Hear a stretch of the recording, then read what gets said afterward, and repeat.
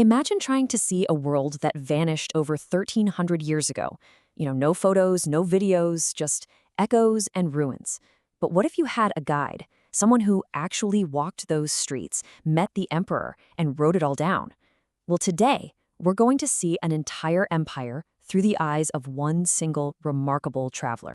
So that's the big question, right? When all the monuments have crumbled and the armies have turned to dust, how in the world do we piece together what it was truly like? How do we see it? Well, it turns out the answer lies in first-hand accounts. And lucky for us, when it comes to the Harshavardhana Dynasty of 7th century India, we have one of the most incredible journals ever written. It's our window into a lost world. Now, our guide for this journey isn't a king or a general. He's a scholar on a mission, a man who traveled thousands of miles, mostly on foot, all for the sake of knowledge. So let's meet him. His name was Xuanzang, a Chinese Buddhist monk. He embarked on this absolutely epic 17-year journey to India, the birthplace of his faith. His whole goal? To learn from the masters and bring back sacred Buddhist scriptures. And just by pure chance, his travels put him right in the middle of one of North India's most powerful empires, right at the peak of its power under Emperor Harshavardhana. And here's the key to our whole story. He wrote everything down in his journal, the Siyuki.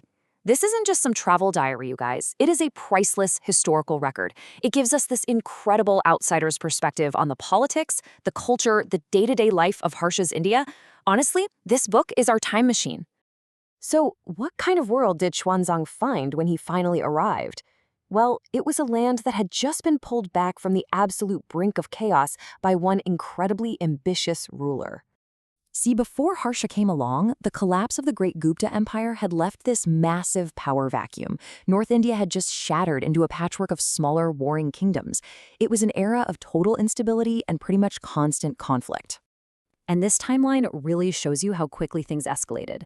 The Vardhana dynasty started out pretty small, but by the late 6th century, Prabhakar Vardhana declared himself emperor. After he died, his oldest son was murdered, which thrust his teenage brother, Harshavardhana, onto the throne in 606 CE, right in the middle of a massive crisis. And from that moment of crisis, Harsha didn't just survive, he conquered. For the next 41 years, he campaigned relentlessly, unifying all those fragmented kingdoms of northern India under his single rule. I mean, what an incredible achievement. A really key move in his grand strategy was shifting the capital. He moved it from the old family seat of Thanisar to the city of Kannada. Now, this wasn't just symbolic.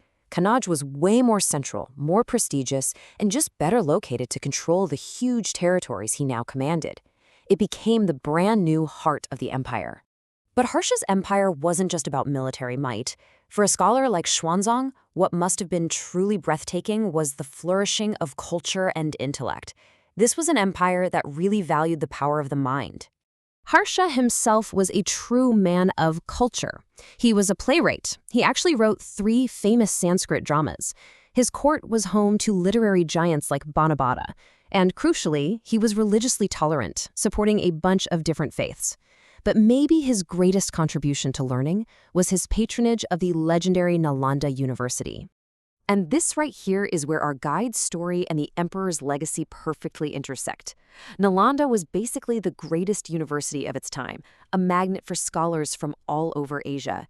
Xuanzang himself studied there. Its success was a direct result of the support and, let's be real, the funding it got from Emperor Harsha. But here's the thing. Xuanzang was a scholar, not some court poet. His job wasn't just to praise the emperor. He was a super keen observer. And his detailed records show that, well, not everything in this golden empire was perfect. Because when you read the Siyuki carefully, you start to see that beneath the surface of this powerful, unified state, there were some pretty serious underlying problems. The economy, for one, was definitely showing signs of strain. If you compare it to the earlier Gupta period, there was a noticeable decline in long-distance trade. Fewer new coins were being minted, and a lot of urban trade centers were actually shrinking. The economy was becoming more localized, more land-based. In short, its commercial vibrancy was kind of fading. And check this out. This is a direct observation from our traveler.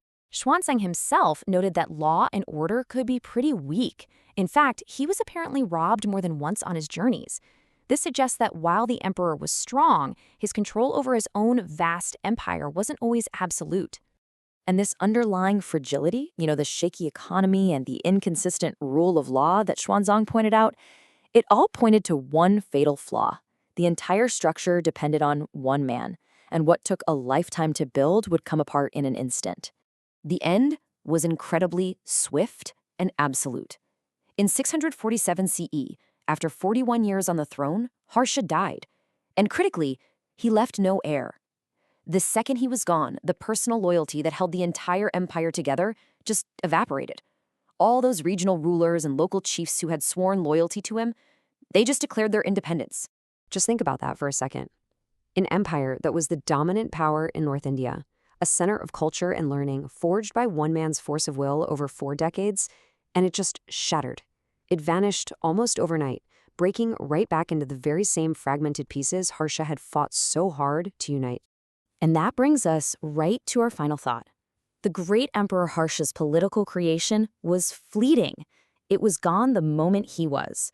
But the words of Xuanzang, the visiting pilgrim who saw it all and wrote it down in his CEU key, those have survived for over 1,000 years. It really makes you wonder, doesn't it? What is actually more powerful and permanent? The sword that builds an empire or the pen that records its story?